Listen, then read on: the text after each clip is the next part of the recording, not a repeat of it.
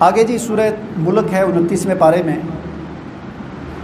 اس سورہ مبارکہ میں، یہ مکی صورت ہے، اس سورہ مبارکہ میں اسلام کی بنیادی تعلیمات اللہ تعالیٰ نے بیان کی ہیں، اور ایسی آیات ہیں اس صورت کی جو انسان کو سوچنے پر مجبور کرتی ہیں. انسان جب ان آیات کو ترجمے کے ساتھ پڑھتا ہے تو انسان سوچتا ہی رہ جاتا ہے کہ کیسا اللہ تعالیٰ کے احکامات ہیں، اور انسان جو ہے وہ غور و فکر کرتا ہے اور سوچتا ہے اپنے آپ کی طرف کہ میں کیا کر رہا ہوں اور کس دنیا میں رہتا ہوں میں.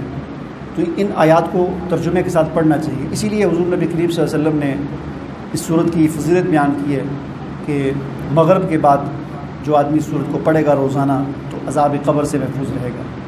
اصل چیز یہ نہیں ہے کہ محض آدمی پڑھے گا تو عذاب، اصل چیز تو یہ ہے نا کہ جب پڑھے گا عذاب قبر سے کیسے محفوظ رہے گا.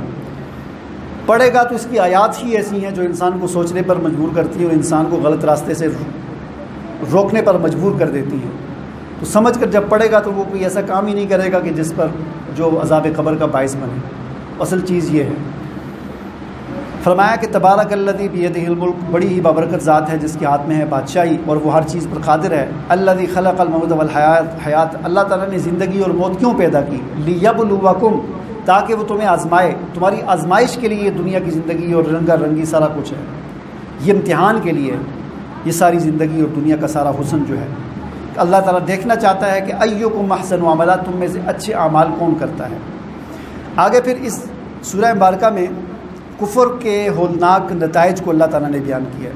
فرمایا کہ والذین کفروا بربہم عذاب جہنم وللذین کفروا بربہم عذاب جہنم وبئس المصیر اذا القوا فیہا سمعوا لہا، کہ کافروں کو جب عذاب جہنم میں داخل کیا جائے گا تو اس میں جب داخل کیا جائے گا تو وہاں پر وہ سنیں گے شہیقاً، چیخیں، دھاڑنے کی آوازیں، وہی تفور، اور جہنم جوش مار رہی ہوگی.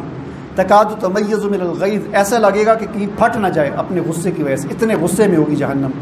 کلما القی فیہا فوج سألہم خزنتہا الم یأتکم نذیر، جب بھی کوئی گروہ جہنم میں ڈالا جائے گا تو جہنم کا جو وہاں کا جو بڑا ہے فرشتہ جس کے کنٹرول میں ہے جہنم وہاں کا جو، وہ پوچھے گا الم یأتکم نذیر، کیا تمہارے پاس نذیر نہیں آیا؟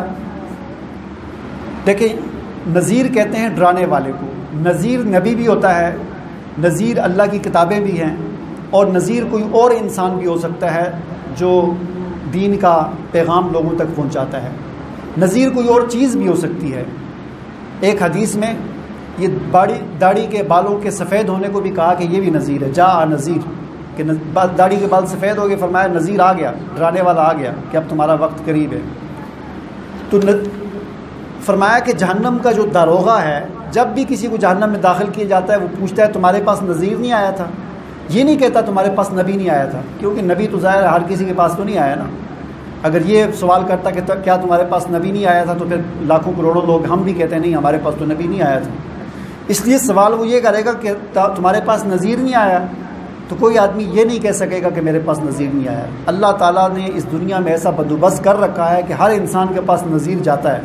اب ہمارے پاس یہ نذیر موجود ہے، اور بھی بہت سارے نذیر ہیں. کوئی آ کر ہمیں دین کی بات بتاتا ہے، اللہ کا پیغام پہنچاتا ہے، تو یہ بھی نذیر ہے.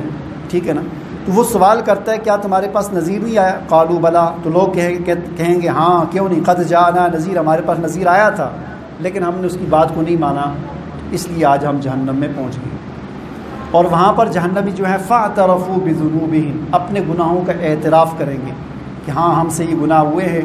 فسحقا لاصحاب السعیر، لعنت ہے دوزخیوں پر، جہنم والوں پر لعنت ہو.